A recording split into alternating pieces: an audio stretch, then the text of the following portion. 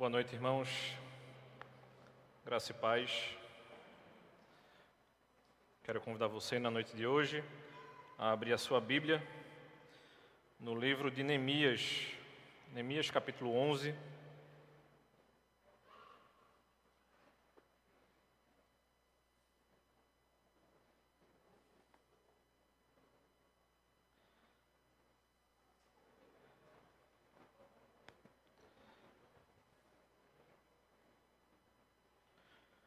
Apesar de ser um trecho bem grande que a gente vai estudar hoje, eu não lerei os 2 capítulos inteiros, mas convido a você a fazer isso depois.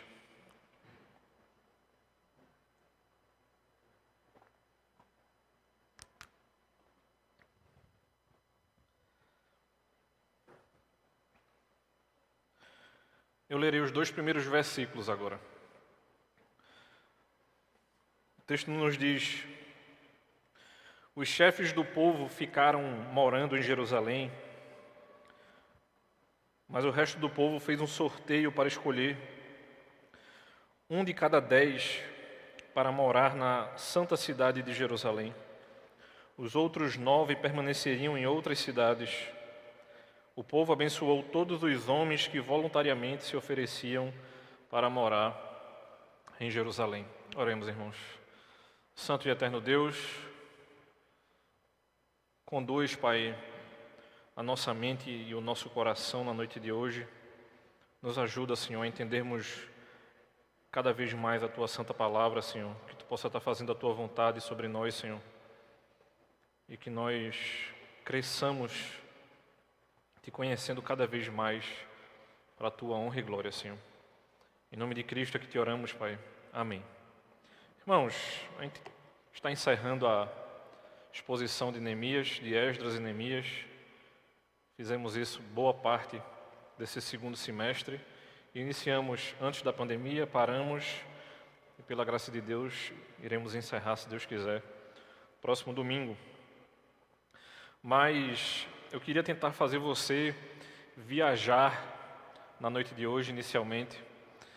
Eu não sei se você já teve a oportunidade de colocar os seus pés no Museu do Louvre. Já adianta você que eu nunca tive esse privilégio, mas se os muçulmanos não destruírem daqui para lá, eu espero, pela graça de Deus, conseguir fazer isso.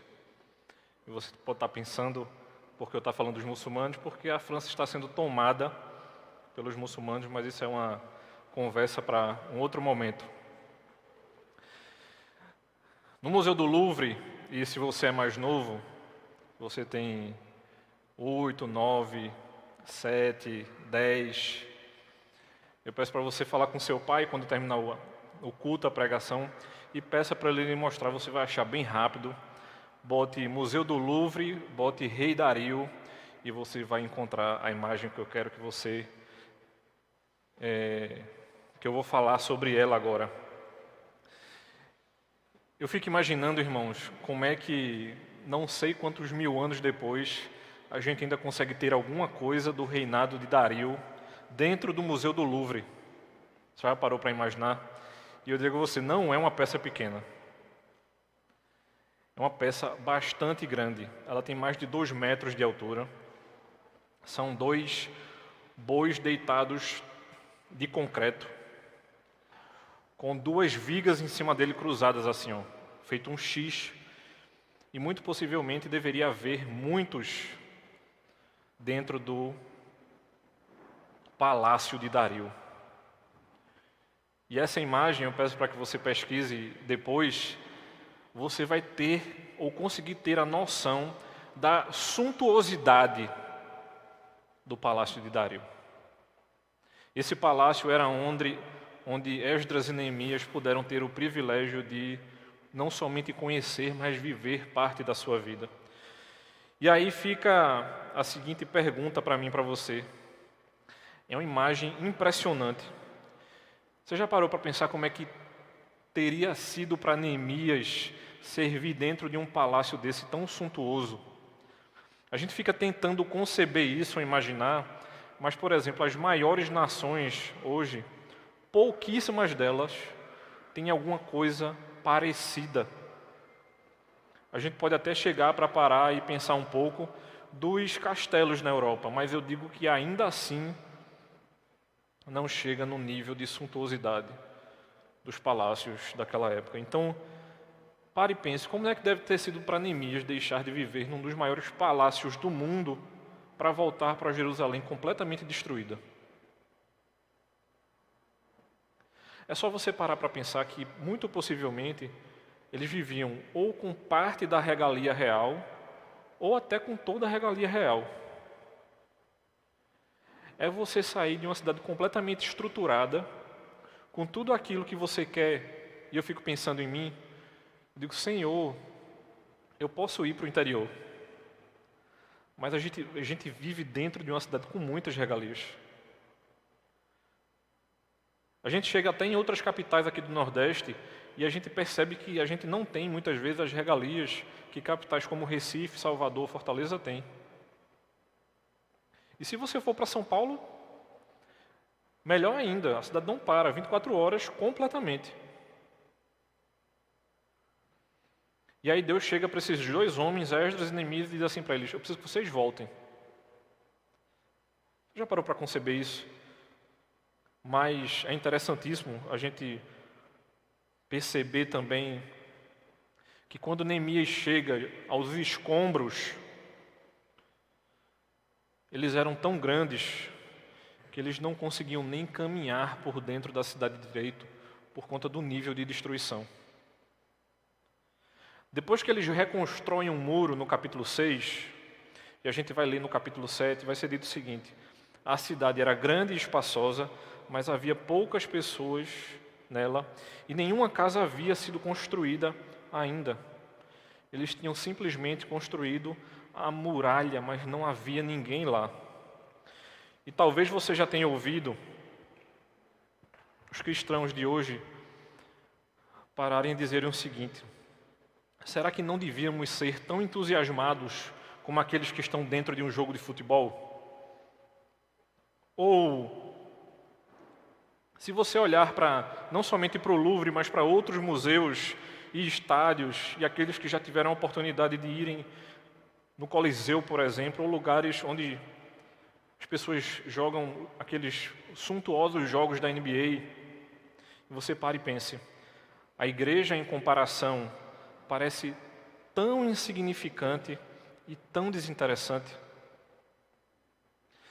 Eu sugiro a você, meu irmão e minha irmã, na noite de hoje, a pensar que sempre foi assim. Era assim nos dias de Esdras e Neemias e ainda é assim hoje. E a gente precisa pensar algumas coisas a respeito disso. Uma primeira pergunta pode surgir, você sabe o que Deus tem feito hoje no mundo? A gente saindo um pouquinho do nosso círculo, do que acontece no bairro que a gente mora, a gente saindo um pouco de onde a gente trabalha, abrindo um pouco esse leque.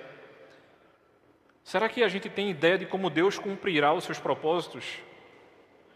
Porque essas duas perguntas são muito importantes na noite de hoje.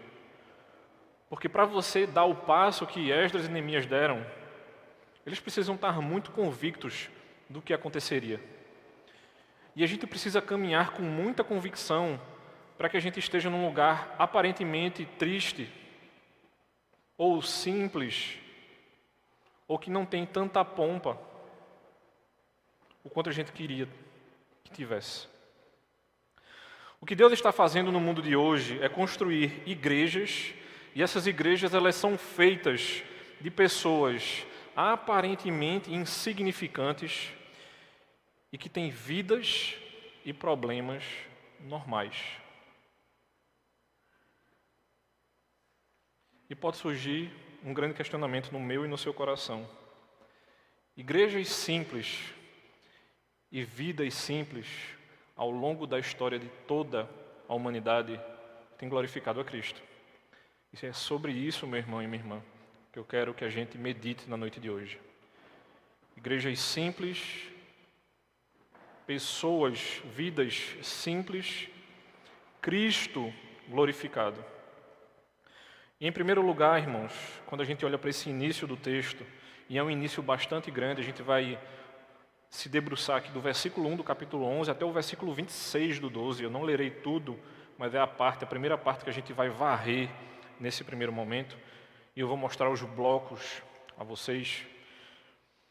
É Deus nos mostrando que a igreja e os seus líderes, na sua normalidade, eles glorificam a Cristo. Quando a gente olha, por exemplo, aqui para o versículo 1, a gente vai perceber que eles tinham que fazer isso porque as pessoas não queriam viver em Jerusalém. Você tem noção do que é isso? Você entrar e ser convidado para morar numa cidade completamente destruída, não era somente Esdras e Neemias que teriam que fazer isso. Eu estava vendo um documentário hoje no início da tarde, eu tinha acabado de almoçar, e os integrantes da banda do documentário que eu estava assistindo, eles disseram assim: a destruição da Segunda Guerra virou parque de diversões para a gente. Você já parou para conceber isso? Obviamente as crianças não tinham noção do que onde estavam brincando. Eles dizem assim: nós quebrávamos janelas para pegar os capacetes dos alemães para ter essa brincadeira de alemães contra o resto do mundo. Era mais ou menos isso que estava acontecendo aqui. As pessoas estavam sendo convidadas para voltar para uma cidade que não existia, na verdade. E morar em Jerusalém era como se fosse pintar um alvo nas costas. Porque as cidades fortificadas era o significado simples de que havia riqueza ali, mas não havia nenhuma riqueza aqui. Era onde os reis e os impérios guardavam, apesar dos impérios serem muito maiores, normalmente pequenas partes eram fortificadas justamente para resguardar essas riquezas.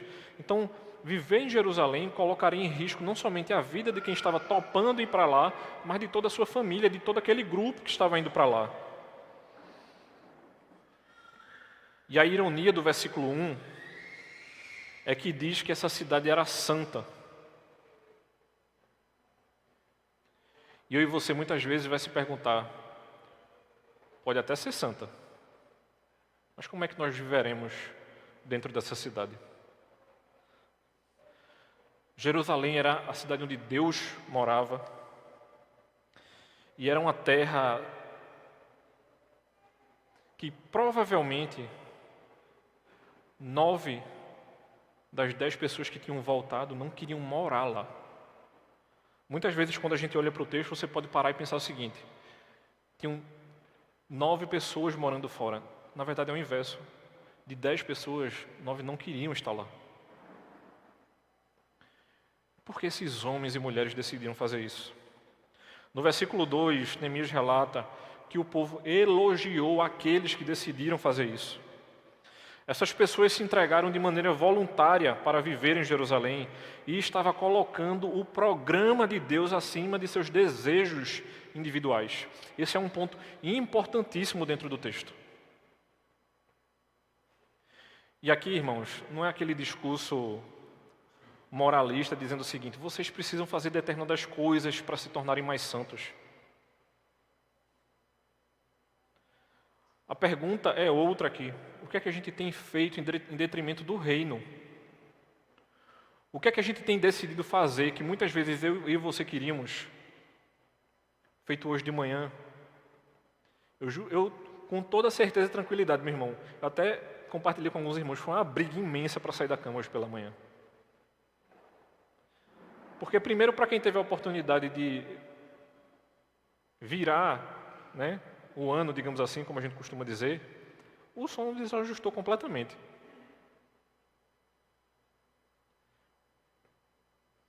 Então, para que você consiga reorganizar isso, a briga é grande.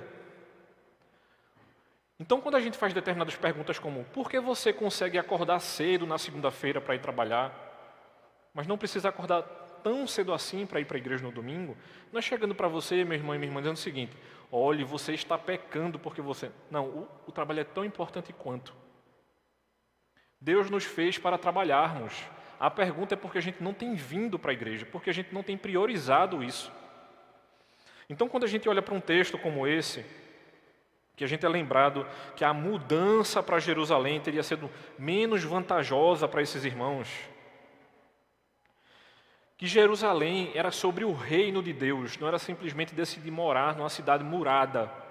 Não era porque era simplesmente uma cidade protegida, mas era o valor de tudo aquilo. As pessoas tinham saído, não existia mais cidade, e de repente decidem voltar. Deus traz essas pessoas de volta. Então essas pessoas que se ofereceram para viver em Jerusalém, que colocam seus desejos acima dos desejos pessoais, eles tinham uma devoção importantíssima perante Deus. Eles estavam entendendo o que precisava fazer. Eles estavam buscando verdadeiramente o reino. E pode surgir uma pergunta no seu coração, meu irmão. Quem é que nós abençoaríamos, por exemplo, se a gente fosse procurar um grupo aqui dentro da igreja?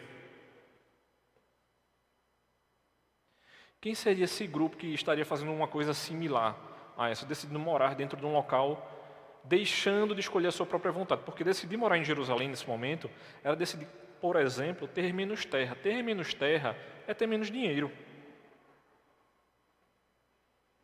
Então, quando muitas vezes a gente é tentado a ter, por exemplo, um terceiro emprego, um segundo emprego, que às vezes a gente já consegue sustentar a nossa família, a grande pergunta não é tipo assim, o trabalho ele é um problema, porque muitas vezes não é o problema.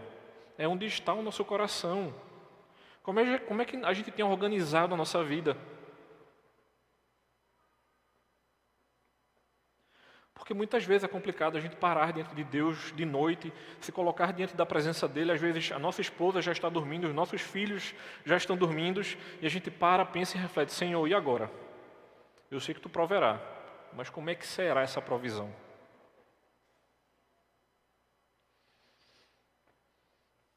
Quem seria o grupo que a gente escolheria para abençoar se a gente decidisse pegar um grupo de pessoas aqui da igreja e disse assim: vamos abençoar esse grupo de pessoas?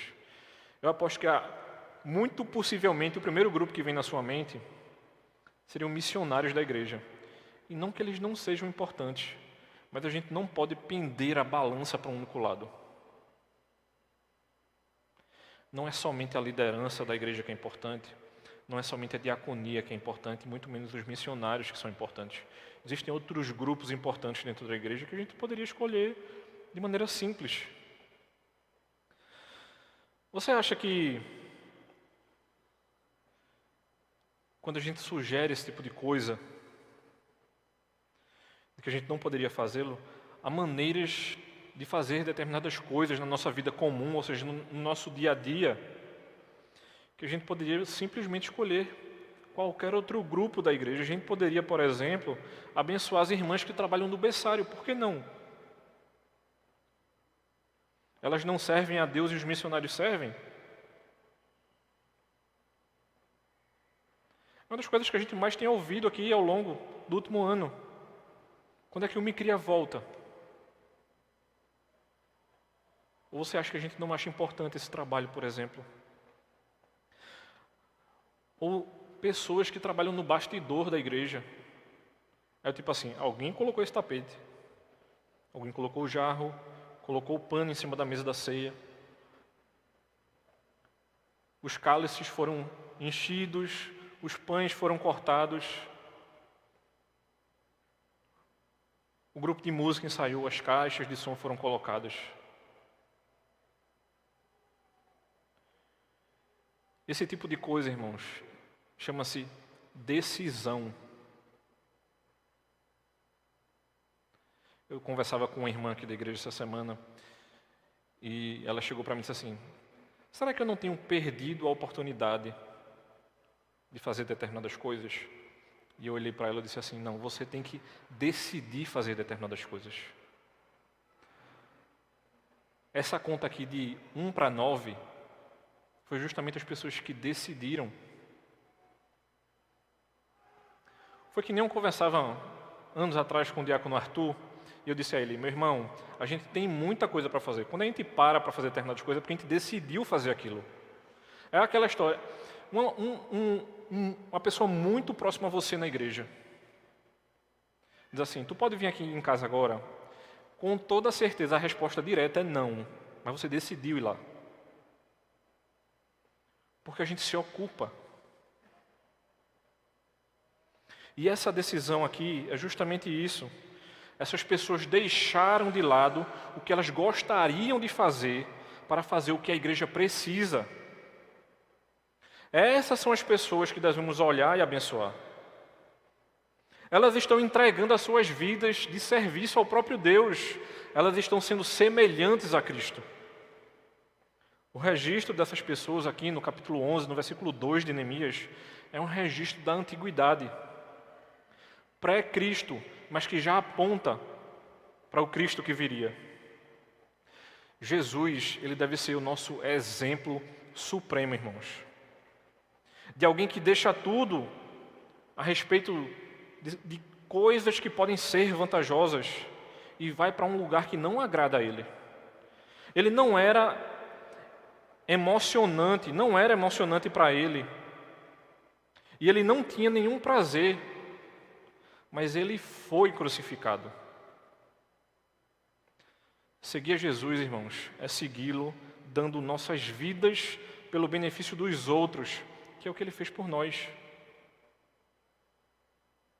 Sabe aquela carona simples que você dá? Já perguntaram para mim: o senhor vai sair da sua rota? Eu disse: vou. O senhor vai gastar mais gasolina? Eu disse: vai. Por que o senhor saindo? Porque eu decidi ir. É decisão, irmãos. Então, quando a igreja, a liderança se reúne para fazer determinadas coisas, para cultuar, por exemplo, a gente decidiu estar aqui. E isso é o que torna uma bênção fazer parte de uma igreja local. Há tantas pessoas que são semelhantes a Cristo. Muitos estão tão felizes em fazer coisas pelo bem dos outros. E a gente deveria louvar muito mais a Deus pela vida um dos outros. Paulo vai falar isso em 1 Tessalonicenses capítulo 4, 10. Irmãos, façam ainda mais. Não é eu fazer, nem você fazer sozinho, é nós fazermos. Deus não nos chamou para servirmos individualmente. O presbítero Wellington, ele não serve só, e muito menos eu. O serviço do conselho é que faz sentido. Porque são pessoas decidindo fazer alguma coisa para a igreja. Então, após o registro daqueles que viveriam em Jerusalém, a gente vai ter uma lista vasta de nomes aqui no texto. A partir do versículo 3, a gente vai perceber aqueles que são encontrados e que viviam em Jerusalém. E a partir do versículo 25, os que estavam fora de Jerusalém. E no capítulo 12, a gente vai ter a noção da quantidade de sacerdotes que haviam. Só para você ter ideia, a partir do verso 4 aqui no texto, ele vai dizer o seguinte: assim, em Jerusalém ficaram morando alguns dos filhos de Judá e dos filhos de Benjamim, ou seja, aqueles que estavam em Jerusalém. A partir do versículo 7, ele vai mostrar os sacerdotes. A partir do versículo 15, os levitas, ou seja, todos os grupos vão sendo mostrados aqui no texto. A partir do versículo 19, os que estavam fora de Jerusalém. A partir do versículo 25, os que estavam nas aldeias. Eles vão mostrar em quais aldeias estavam, quem são os líderes. E veja que interessante. Capítulo 11, versículo 6. Vejam que esses homens que não queriam estar em Jerusalém vão falar a respeito daqueles que decidiram ficar em Jerusalém. Todos os filhos de Pérez que moravam em Jerusalém foram 468 homens valentes. E essa expressão vai se repetir também no versículo 8. Depois dele, Gabai e Salai, ao todo 928. E esses homens, eles vão dizer que esses homens são homens valorosos. Versículo 14, ele vai repetir novamente a expressão: homens valentes. O que é valente e valoroso sobre essas pessoas aqui é a sua disposição, irmãos, de arriscar o seu próprio pescoço pelo reino de Deus. Eles eram corajosos em escolherem morar em Jerusalém por causa do nome de Deus e não porque eles eram simplesmente valentes. Não era uma valentia pela valentia em si, mas era o que Deus esperava que esses homens fizessem. Você quer ser valente, meu irmão e minha irmã? Para sermos, nós precisamos viver para Deus. Isso é o que é ser valente nos dias de hoje. Nós seremos confrontados por isso. Viver pela verdade das Escrituras nos chama à confrontação e muitas vezes não será fácil. A gente precisa dar às coisas aquilo que Deus nos chamou a fazer. Se Deus não chamou você, meu irmão, para ser diácono, não queira ser isso não. Agora, se Deus chamou você para servir no ministério de crianças, faça isso com a maior alegria do mundo e vai entender que você não vai querer vir para a igreja. Eu dizia muito isso para as pessoas que trabalhavam no ministério de adolescentes. Irmãos, vocês acham que eu quero estar aqui na sexta-feira à noite? A gente poderia muito bem ter marcado para ir comer um hambúrguer, sabe Deus onde, com bacon.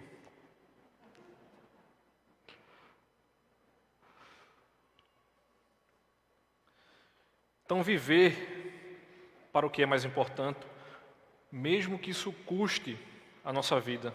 Deus nos criou, irmãos, para darmos alegria e não para sermos felizes. Deus nos criou para que nós sejamos alegres em sua adoração. Então, nossa alegria é uma alegria atrelada a algo. Quando nós estamos dentro da vontade de Deus, fazendo aquilo que Deus espera que a gente faça, nós seremos felizes. Agora, dá trabalho fazer a vontade de Deus? Dá trabalho. Nem sempre a gente vai fazer tudo que nós queremos. Você faz tudo que você quer no seu trabalho, por exemplo? Eu tenho certeza que não.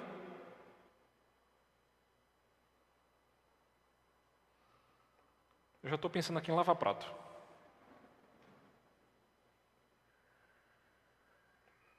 Dá trabalho, irmãos. Então, Deus, de maneira misericordiosa, livrou esses homens e mulheres. E Ele os encontra no caminho da destruição e os transporta para o caminho que conduz à vida. Essas listas, elas representam os nomes daqueles que foram libertados do caminho da destruição e colocados no caminho da vida. Então, se você me perguntar, como é que eu posso saber se o meu nome está no livro da vida? Eu vou precisar fazer duas perguntas a você. A primeira delas é: você confia em Cristo? Essa é uma primeira pergunta importantíssima. E a segunda é: você é membro de uma igreja local? Porque o regressar desse povo, eles estão dizendo isso para mim e para você. Estar longe da cidade de Deus, do povo de Deus, não foi para isso que Deus me fez. Obviamente, no Novo Testamento, anos depois, o povo de Deus vai ser espalhado. Mas não existe crente desigrejado. A gente pode oferecer a oportunidade para que você volte a confiar em Cristo. Isso é possível. Você pode ser incomodado pelo Espírito Santo na noite de hoje e perceber que, a partir de agora, você começa a fazer parte do povo da aliança. Você tem a oportunidade de invocar o nome de Deus, como nos é orientado em Romanos capítulo 10. Confesse com a sua boca de que Cristo é o Senhor da sua vida. Mas quando a gente chega em Neemias capítulo 11, versículo 20, o texto vai dizer o seguinte: o restante de Israel. Quando a gente chega no versículo 1 do capítulo 12, ele vai dizer: estes são os sacerdotes e levitas que voltaram para a terra com Zorobabel e Jesua. Em Esdras capítulo 2, a gente viu a primeira onda das pessoas que retornaram para Jerusalém. Eles estavam envolvidos na reconstrução do templo sob o ministério de Ageu, do profeta Ageu e do profeta Zacarias. O templo é reconstruído em 516 a.C. Neemias capítulo 12 nos fala dos sacerdotes que voltam com aquela primeira leva. Depois, nos versículos 8 e 9 do capítulo 12, nós temos os levitas que voltaram na mesma época, seguidos, no versículo 10, por uma lista de sumos sacerdotes.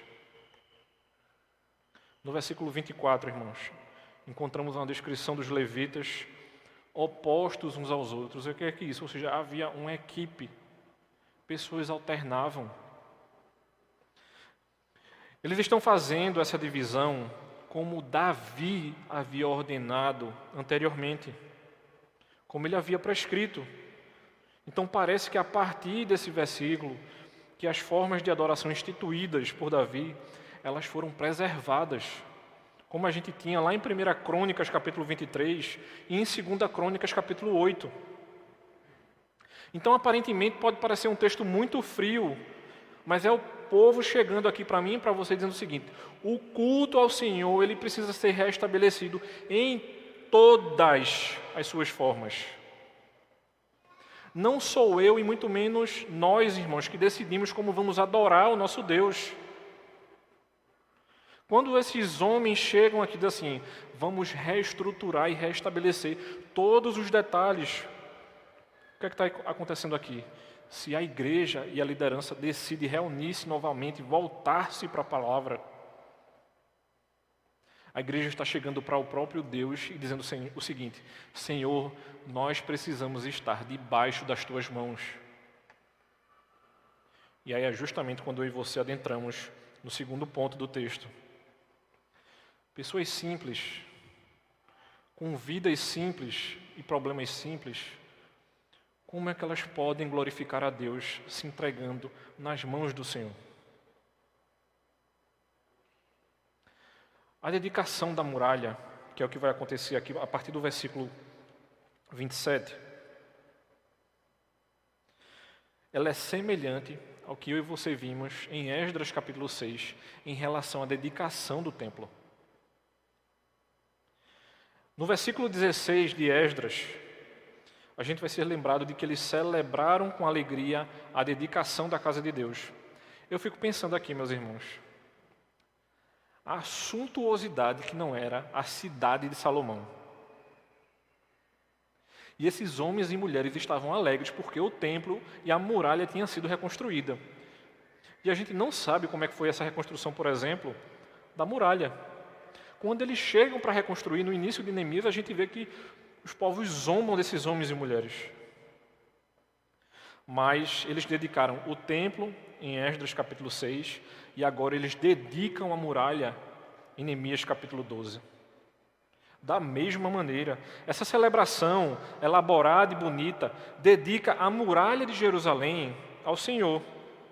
E o que é que isso significava? Era a celebração da volta da cidade de Deus. Era como se a gente não pudesse mais se reunir nas igrejas e de repente a gente volta a poder reunir-se novamente nas igrejas. E não por conta de uma pandemia, mas sim por conta de ser expulso realmente, de ter problemas por conta da nossa fé. Em 1 Crônicas capítulo 24, Davi organizou os sacerdotes em 24 divisões. Ou seja, cada sacerdote só trabalhava 2 semanas por ano. 52 semanas divididas em 24 equipes. E esses homens faziam o quê nas outras semanas do ano? Eles viviam sua vida comum de maneira ordeira. E essa questão de ordem aqui não é tipo assim, muito bonitinho, tudo acertado, mas é como Deus esperava que esses homens vivessem. Eles tinham responsabilidades simples e comuns, como, por exemplo, cuidar da sua família. Não era menos santo cuidar da família, porque eles tinham que cuidar do templo 2 semanas do ano. Não é porque nós temos que trabalhar, por exemplo, que a partir daí a gente vai desassistir a nossa família e muito menos desassistir a nossa responsabilidade para com a igreja. Uma das nossas preocupações como liderança, irmãos, é tirar pessoas que estão fazendo muita coisa aqui dentro da igreja.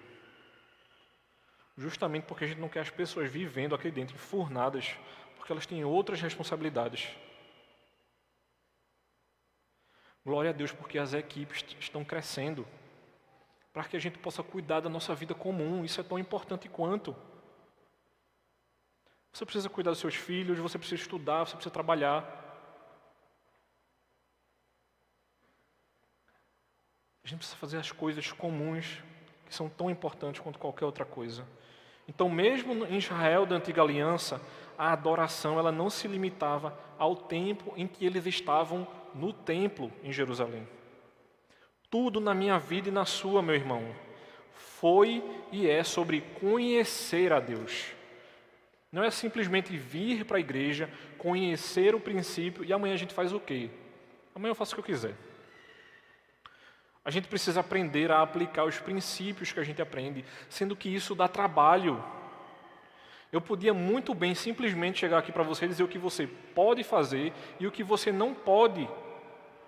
Mas a partir do momento que nós ensinamos o princípio, você tem um leque muito maior de assertivas.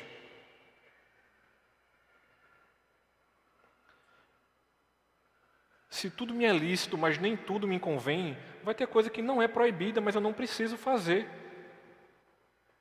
E às vezes a gente vai fazer isso por amor a outro.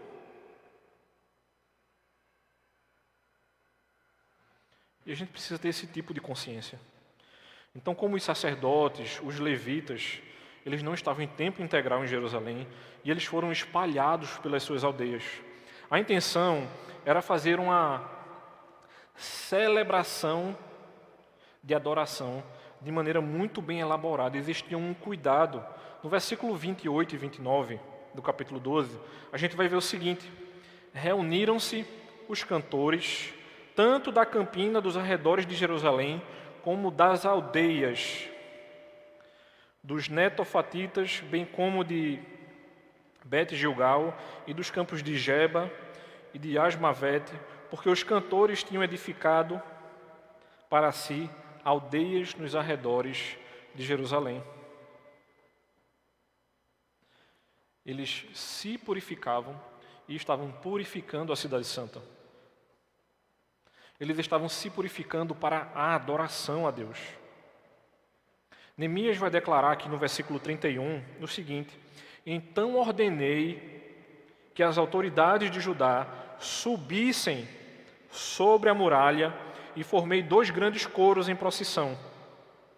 Um deles foi para a direita sobre a muralha, em direção ao portão do monturo. Veja bem, era uma muralha completamente destruída. Neemias está ordenando que 2 grupos subam na muralha e caminhem por cima dela em procissão. Eles sobem na muralha, eles vão arrodear a cidade de Jerusalém cantando. E eles vão parar justamente de frente para o templo. Ela era grande o suficiente para que houvesse essa procissão em cima dela. No capítulo 4, no versículo 3, não sei se você lembra, mas Tobias insultou os construtores que se uma raposa escalasse o que eles estavam construindo, ela derrubaria o muro.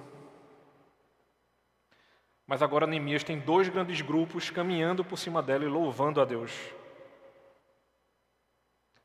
Será que nós podemos ser encorajados a rejeitar a ideia de que qualquer ato de serviço a Cristo e o seu reino está abaixo daquilo que eu e você pensamos? Será que Neemias era mais importante do que os cantores, por exemplo?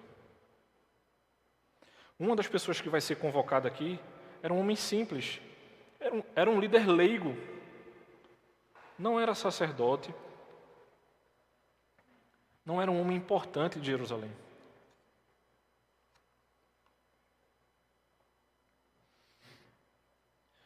E ele continua no versículo 31 e 32, e ele diz o seguinte: um deles foi para a direita sobre a muralha, em direção ao portão do monturo. Atrás deles ia Osaías e a metade das autoridades de Judá. E aí ele começa a citar vários nomes. Ele e a metade dos líderes de Judá são acompanhados nos versículos 33 ao 36. Portanto, a procissão é uma procissão equilibrada, elegante e cheia de adoração. Eles estão celebrando, irmãos, a volta da cidade de Deus. E o relato bíblico diz que isso podia se ouvir muito distante. Era uma grande celebração. Os coros circundaram a cidade, se reuniram em frente do templo, e lá em frente ao templo eles continuaram adorando. No versículo 41 vai ser dito o seguinte: os sacerdotes Eliaquim, Maazéias, Miniamim, Micaías, Elioenai, Zacarias e Ananias iam com as suas trombetas, e também Maazéias, Semaías, Eleazé, Uzi, Joanã, Malquias, Elão e Ezer. E os cantores se faziam ouvir sob a direção de Jesraias. Não era uma coisa bagunçada.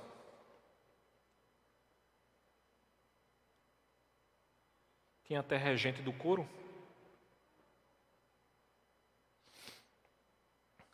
Então, naquele dia, irmãos, foi oferecido um grande sacrifício e eles se alegraram porque Deus havia lhe dado grande alegria.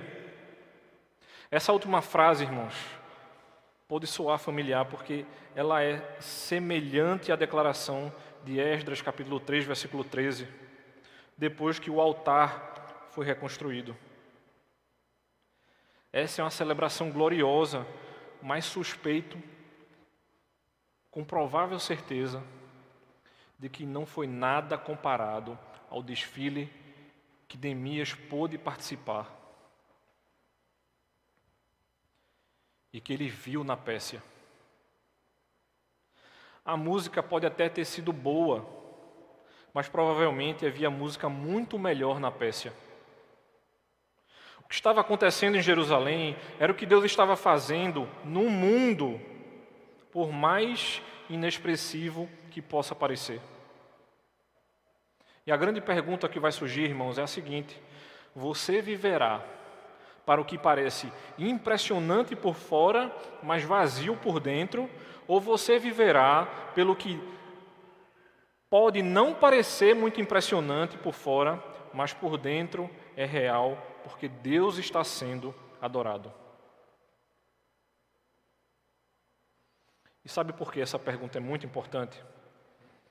Porque é justamente quando nós chegamos no último aspecto do texto, no terceiro ponto, de que a igreja, ela continua adorando. Pessoas simples, problemas e vidas simples, celebrando a Cristo. A gente lerá aqui que as provisões foram feitas para o templo. A Torá, a lei de Deus, estipulava isso com muitos detalhes. E eles estudaram as Escrituras, viram o que Deus estava requerendo deles, e eles estavam se comprometendo com a garantia de que o que Deus queria fosse apresentado. Existiam quantias estabelecidas, devidas de campos e cidades, exigidas pela lei, e eles procuraram obedecer. É justamente o que o versículo 44 nos diz. Ainda no mesmo dia foram nomeados homens para as câmaras dos tesouros, das ofertas, das primícias e dos dízimos, para recolherem nelas dos campos ao redor das cidades as porções designadas pela lei, para os sacerdotes e para os levitas, porque o povo de Judá estava alegre por causa dos sacerdotes e dos levitas que ministravam a lei. Esses são autorizados a fazer isso. E eles se alegraram com esses sacerdotes e levitas. pois eram ministros fiéis de Deus. Esses homens atendiam às qualificações, eles eram descendentes de Levi e de Arão e foram separados para a adoração. O povo se alegrou com aqueles que lideravam a adoração. Neemias, no versículo 45, nos diz que o serviço do seu Deus e o serviço de purificação foram realizados conforme Davi e o seu filho Salomão prescreveram. É uma declaração de fé, irmãos, pois declara que, embora o primeiro templo tenha sido destruído, eles acreditavam que Deus manteria as promessas que havia sido feita a Davi. Os líderes dos cantores e os cânticos de louvor e ação de graças de Deus serão descritos no versículos 46 e 47. Eles vão fornecer outro elo entre a geração dos que retornaram e a geração dos que reconstruíram. E vai ser dito, no dia de Zorobabel e Neemias, todo o Israel contribuiu com as porções diárias. Os dias de Neemias não foram extremamente prósperos. Foi uma época de crise econômica e política. E aí você se pergunta, por que o povo está celebrando então? Realmente não é para a gente celebrar a pandemia. Mas se nós temos conseguido adorar a Deus como Ele espera ser adorado, isso deve ser uma grande celebração para mim e para você. Não é simplesmente reconstruir uma simples cidade, mas é a cidade do próprio Deus sendo reconstruída. Mesmo que não houvesse tanta pompa como aquilo que havia sido construído por Salomão. Eles poderiam muito bem ter sido tentados a pensar que as pessoas listadas ali no versículo 47 eram desnecessárias. O versículo 47 vai falar de cantores, de porteiros, de levitas, dos filhos de Arão. Mas essa não era a perspectiva deles. Por quê? Porque o povo separou o que era para os levitas e os levitas separaram o que era para os sacerdotes. O povo estava financiando a adoração a Deus. Você já parou para imaginar isso? Pouco dinheiro, escassez e a adoração sendo mantida. E a pergunta que surge para mim e para você é o seguinte: será que nós temos nos organizado para manter a adoração? E eu não estou falando simplesmente de finanças, eu estou falando muitas vezes do nosso tempo. Daquilo que Deus muitas vezes nos chama a fazer. Isso é decisão, irmãos, é prioridade. Aquilo que a gente define como a gente servirá ao nosso Deus. Eles estavam chegando para aquela igreja naquele momento dizendo o seguinte: custe o que custar, embora devamos sacrificar, nós devemos apoiar a adoração a Deus no templo.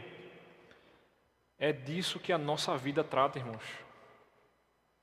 Enquanto eu e você estiver pensando sobre o que significa para nós hoje, concluindo já, deixe-me encorajá-lo com o simples fato de que Deus sempre gostou de escolher as coisas fracas do mundo. Deus escolheu Abraão, por exemplo, um homem sem filhos, e ele queria abençoar o mundo através desse homem e dos seus descendentes. Como é que um homem com 99 anos e uma mulher aos seus 90 anos pode abençoar uma nação inteira no mundo? Se a gente não soubesse dessa história, muito possivelmente a gente estaria rindo agora. Quando os descendentes de Abraão se multiplicaram, eles eram escravos no Egito. Foi isso que Deus escolheu como seu povo, escravos, pessoas que estavam em cativeiro. E eles seriam liderados por Moisés, um homem que havia sido pastor no deserto por 40 anos. Então, quando Deus foi escolher um rei, dando um outro exemplo, Ele escolheu o filho mais novo de Jessé, e Jessé, em momento algum, considerou Davi como o ungido do Senhor.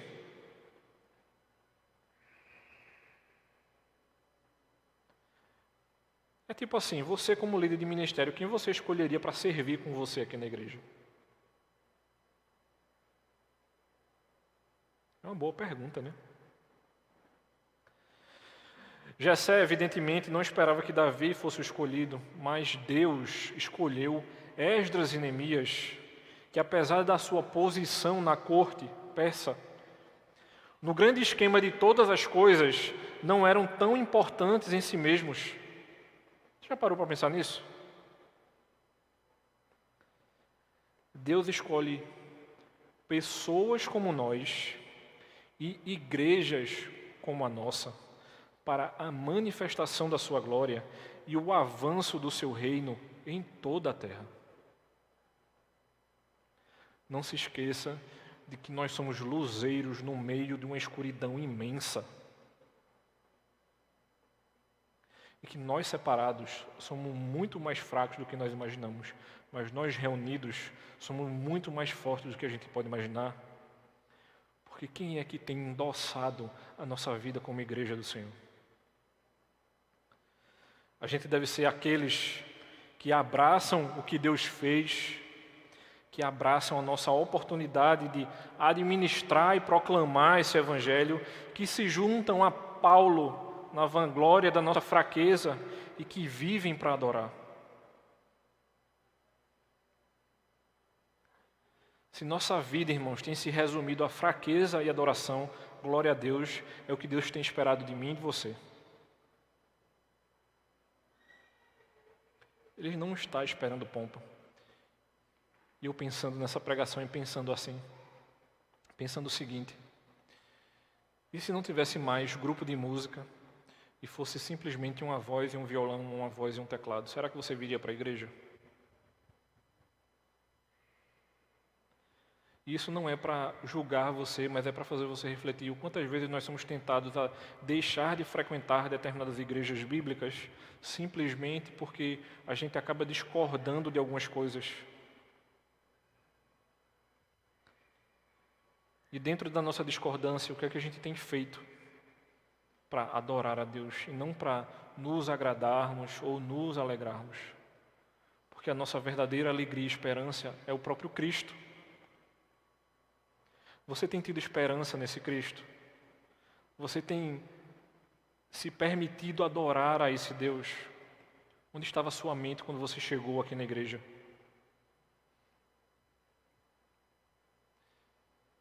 Eu desafio a você na noite de hoje, afinal a gente está começando mais um ano. E eu espero que o Senhor nos agracie com o fim dessa pandemia. E aí eu posso dizer que a nossa vida voltará ao normal mais ainda. O que será o culto para você?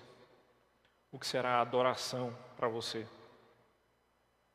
Qual o problema da simplicidade da igreja? A gente precisa ter isso muito bem tranquilo no nosso coração, na nossa mente, para que a gente continue fazendo a vontade do nosso Deus. Pessoas simples, igreja simples, glorificando a Cristo. Convido você, meu irmão e minha irmã, a levantar-se nesse momento, a gente vai orar. Nós cantaremos ao nosso Deus também.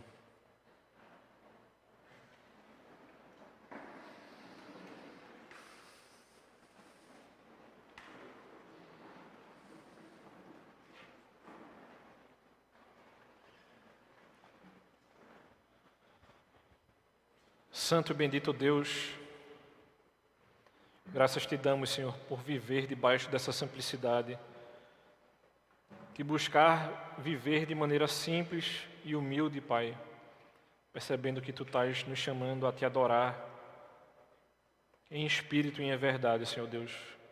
Nos ajuda a fazermos isso para a Tua honra e glória, ó Pai. Nos ajuda a Te louvarmos, a Te adorar, Pai, que a nossa vida seja uma eterna e completa adoração a Ti, Senhor.